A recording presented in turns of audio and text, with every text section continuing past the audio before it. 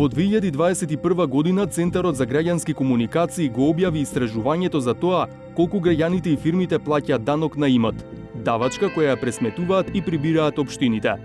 Сите општини заедно просечно годишно наплатуваат по 1,3 милијарди денари, односно 21 милион евра за данок на имот од граѓаните и од фирмите. Просечната годишна наплата на овој данок се движи околу 81%.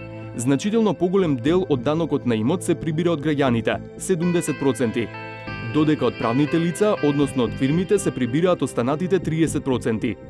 И успешноста во наплатата е поголема, кај граѓаните изнесува 85%, а кај фирмите се наплатува по 78% од пресметаниот данок.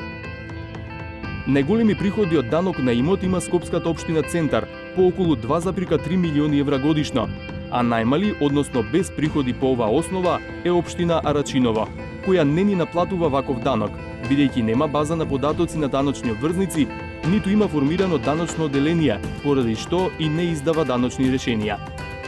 Само 10 градски скопски општини прибираат половина од целиот данок на имот што се прибира на ниво на држава. Најуспешни во наплатата на овој данок се Росоман и Ресен, најмалку успешни Студеничани и Маврово и Ростуше. По региони, највисок процент на наплата на овој данок има кај општините од Вардарскиот регион, а најнизок од Полошкиот регион.